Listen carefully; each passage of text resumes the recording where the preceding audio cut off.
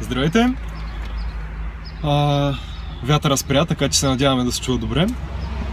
Днес няма да правим ревю, ами отиваме на тест драйв на Jaguar. От Jaguar са организирали много готино събитие, всяка година го правят. С миналата година не успяхме да отидем. Да, от Варна сме, те правим. Не знам дали е защото сме от Варна или... Отиваме да изпробваме последните модели на Jaguar, но се надявам да има F-Type, понеже много искам да го карам този автомобил. Всъщност и двамата искаме да караме F-Type, но нямаше как да си го запазим, нещо такова. Да, има най-новия модел така, на че, Jaguar, който се води SUV XF. Не, XF е седан, сува име F-Pace е джипа. F-Pace ли е джипа? F-Pace, да.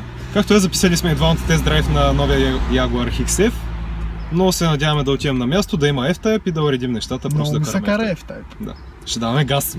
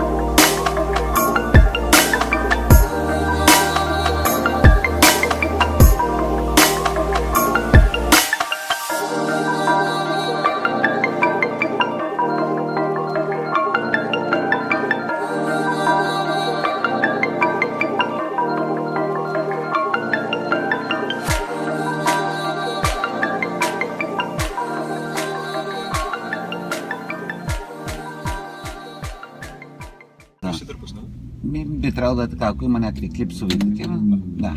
Нали? Да. Получи се. Ако искате, служете го тук. Тук на седалката ще го оставим. Добре, защото трябва да има. И така, да започваме. Натискаме спирачка. Да, натиснал съм. Така. Трябва да го задържа. Ключът не е разпознат. Така ми изписал. Нали сме с номер 2? И тук е номер 2. Да пам пак? Да. Разпознавам. Така. Сега тук всъщност се върти. Върти се точно така. Към директна. И колко коня също се колата? Само секунда. Да виждаме това. Така. Значи колата, ако искаме да го мърдаме, трябва да отключа първо. Отключваме. Движи се нагоре, надолу, както и в дълбочина. Има и с електрическо, при по-високо ниво на оборудване има с джойстики само. Двигател е 2000 кубика, 180 конски сили. Това е новият двигател, който е от година и половина на Range Rover Jaguar, тяхна разработка, така наречения Ingenium. За този модел се предлагат варианти като от 180, да говорим за дизеловите агрегати, 2000 кубика, 180 конски сили, 3000 кубика, 300 конски сили, както и в момента от тази година влиза така на новия двигател, който е 2000 кубика, 240 конски сили. При бензиновите агрегати варират от 340 до 380 конски сили, като Кутиите с двоен съединител ли са? кутиите са с Както и при този модел тук. Да, както и при този модел. Кутията ZF, най-доброто на пазара, което е фирма, която предлага скоростни кутии. Отлично е синхронизирана с двигателя. При самото каране ще усетите никакви паузи, никакви замисленици, както в възходящата, така и в нисходящата. Ами да потегляме? Да потегляме. Няма проблеми. Отиваме до летището, там правиме обратен завой и се връщаме. Ако има някакви въпроси, аз ще отговарям. Колата освен това има и няколко режима, с които може да работи. Така наречен по-динамичен режим, нормален режим, на който сме в момента. Да, волана е доста мек в момента и всъщност е много удобна за маневриране. Волана, когато е с такъв адаптивно серво управление, при по-голяма скорост той се втвърдява. А това всъщност не е базово изпълнение или е базово изпълнение? Това не е базово изпълнение, това е Airsport изпълнение. Значи при Airsport изпълнението, освен има малко по-твърдо окачване, има малко така по-агресивна визия отпреди в екстериора, нали, брони, малко по-така, за да има по-спортен вид. Купето е изцяло алуминиево, така че тези 2000 кубика 180 конски сили не се отразяват по никакъв начин на самата кола, да е по-тромова и нещо, ви само ще го усетите. Самият двигател ви казах, че е нов, много динамичен и много икономичен двигател. Разхода, говорим за реален разход, в града на този автомобил по 7,5-8, извън града може да падне 6-6,5, зависимост вече от начина на каране. Всеки човек има различен стил на шофиране. Това е добър разход. Вон е доста готин. Взаимствен е F-Type. Да, няма как. Иначе този, който е изложен там, той е някаква лимитирана серия, видях 400 спорт. Този модел, който е изложен, е лимитиран и ще се прави само тази моделна година. Значи само 2017 година. И това 400 спорт, 400 лимитирани бройки или? Нещо от този род е. Това по принцип във връзка с едно честване на Jaguar правят този модел, който е с 3000 кубика двигателя, 6 цилиндров, 400 конски сили и единствено в този модел и на този двигател има компресор Supercharge, който се слага при високия 5000 кубика, 550 конски сили. Доста приятно вода, но се усеща, че окачването е малко по-спортно настроено. По-спортно е, да. Нали, при другия вариант не че да има дискомфорт, но наистина е по-спортно. XF е малко по-дълъг, за да има този комфорт отзаде и затова се вози по-бизнес автомобил, нали, отколкото XC-то е по-мъничко, по-спортно така, нали, изцяло купето е алуминиево. Казахме това нещо, може би в момента е с най-добре балансираното купе. Като се сложи, да се каже, на една везна, 50 на 50 стои равно. Перфектен weight reduction. Тази кола тежи 1650 кг. С всичкото, което е едно прекрасно тегло. В момента абсолютно всички автомобилни марки се борят да намаляват теглото, там разходът на гориво. Както и джипа на Jaguar F-Pace, колкото да е странно, той тежи 1700 кг. Нали, вече ако се сложи по-големия двигател, става вече 750-780. Тук много ми харесва как е направено цялото табло и всъщност как се слива с... Линията е уникална. Да, към прозореца. Хубавото в Jaguar е, че абсолютно всички материали са естествени. Да, вижда се. Няма еко-кожа, няма нищо. Всичко е естествена кожа, дори и при средното ниво на оборудване и при базови модели, ако не е текстил, ако е кожен салон, то е кожен салон. Перото на главна са много добре. Много добре тръгва. Да. Има тази динамика, независимо от малките конски сили, нали, за някой говорим, нали, защото за някой с 180 са много, за... Волана е доста директен, който е хубаво усещаш по тях. Смисъл, съвсем леко като го чукна ляво дясно и веднага реагира. Има динамиката на Jaguar. И все пак е Jaguar. Все пак е Jaguar.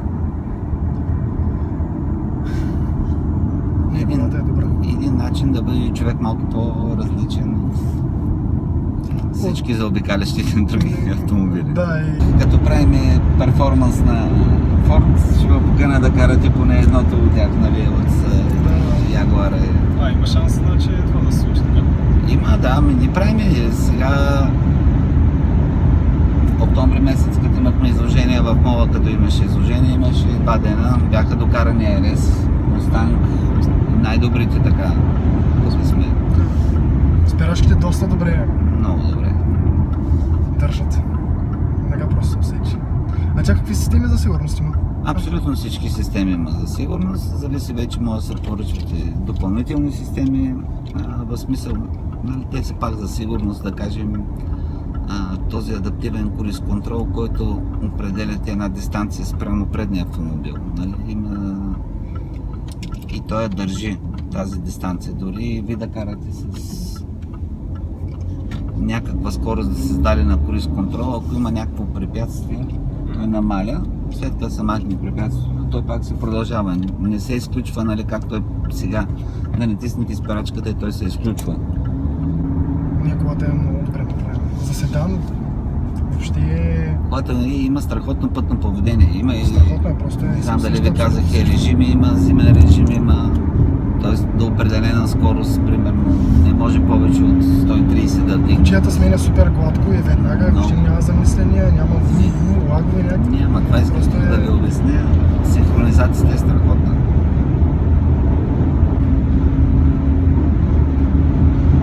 В момента се движи малко по-бързичко, въобще не се усеща скоростта. Аз така усещам като 90 нещо. Това е 90. Да. Това е 90. Не, много добре направен автомобил. Усеща се този аристократизъм вътре, наистина в... Да, който го има при по-старите Jaguar от 90-те. Да, има го това, нали, класата си има. Обаче Jaguar малко е запазил тенденцията. Примерно съм се качвал, че Jaguar е през 90-те години и така Да. нататък. Отвън изглежда много голямо, вътре като се качиш не е чак толкова широка. Абсолютно, Тази да. тенденция се запазила, ама пък това ме харесва, защото имаш малко по-спортно усещане. Абсолютно, значи това е идеята на Jaguar винаги. Дори в новия Jeep Pacer, като се качиш, нали, на SUV-то, както му казват, в момента е модерно, дори да си на по-високо, ти вътре си наистина имаш това, пак усещам, че си в спортна кола, нали, и тази динамика и имаш нищо, че си на нещо по-височко. Тя е самата му линия, даже много хора се притесняват, защото малко се скосява отзади, че като седнат ще си удрят главите в това и са приятно изненадани, че има доста голямо разстояние, да. Тук се усеща по-спортно. Значи- Самото поведение, всичко. Така е, по принцип. Хем смесва комфортното Едното и пътуване, другото, да. което е доста добро. Което е добро. Вместо да взимаш две коли, взимаш две в едно. Да. А каква е цената всъщност на базовия модел? На базовия модел започва цената, примерно, говорим средно ниво, нали, на базов модел почти никой не поръчва, защото няма смисъл да се поръчва, на едно средно ниво, в което има абсолютно всичко необходимо, като започне навигация, отопляеми предни седалки, да кажем, нали, кожен салон, всичко, което така от първа необходимост, нали, за някъде върви около 85-87 хиляди лева. Това е доста конкурентна цена в сравнение с другите автомобили Да. от същия клас на пазара. Също Също се качихме в F-Type и просто вътре много F-Type, скъпо, да, за истински. съжаление не го дават много да се кара. Миналата година е имало. Миналата година имаше, сега тази година е този, но и тук самите, които видяхте, че има такива, това е цяла от Англия, такива представители на Range Rover и на Jaguar са тук, нали? Те са инструкторите, които правят с Range Rover-ите, те Да, водят тези упражнения и препятствия. И при тях са им казали така на по-млади, нали, да го кажа направо, от по-неопитни шофьори, нали, да не се дава този автомобил, наистина, защото там вече... А то сигурно е имало някакви изпълнения миналата година, няма че. Имало е, не знам дали при нас не е имало, в никакъв случай не е имало, може би е имало хората, нали, защото една спортна кола с 400 конски сили, ако преди това се кара в автомобил с 100 конски сили, разликата е голяма. И просто... Да, то ние това сме говорили, нали, в видеото, като обясняваме и така нататък, че всъщност хората като седнат в по-мощна кола, просто трябва някакси да... Първо трябва да свикнеш с колата, да, абсолютно. И колата, понеже Всъщност както се отнасят към колата, така ще се отнасят. Също, според мен, това дали можеш да шофираш и колко опит имаш, така се натрупва с каране, с шофиране на автомобила, а не колко години, То не е гаранция, но... Защото има хора, които са от 20 години шофьори, ама не са излизали от града, карат само до работа или нещо това. Да. Пример, както аз и Николай, работили сме в рентакари, по цял ден сме били по пътищата и така нататък. И много често и караме, и шофираме. Съгласен съм, абсолютно, но не е наша политиката, нали? Това да, дори караме и спортни автомобили в ежедневието си. Колата е много добра. Палец нагоре. Много е хубава, наистина. И седалки са много комфортни, седя си и въобще. Тази, в която стоим в момента, всъщност колко струва? Тази струва около 115-120. Много добре. Тази с по-хубавия консолон. Всъщност вие си представители на Volvo, нали? Да, на 4 марки сме на... Това новото Volvo, което пуснаха, огромното комби, което са... XC90. XC90, уникално е. Аз като бяхме при вас... Ами сега на 12 юли мисля, че... Да, на 12 юли долу на Морска гара, заповядайте, ще правим представяне на новото XC60.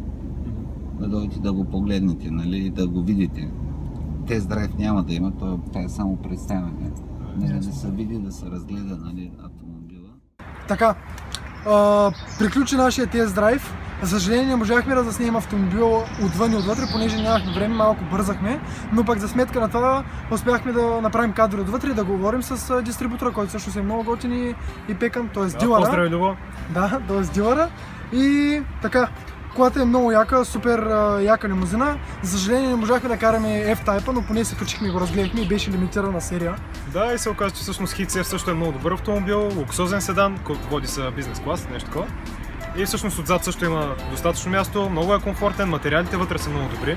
Няма ефтини миризливи пластмаси. Това е хубава нова кола. Точно много така. Хубава нова кола. Върви много добре, въпреки че е 180 конски сили, има много по-мощни двигатели.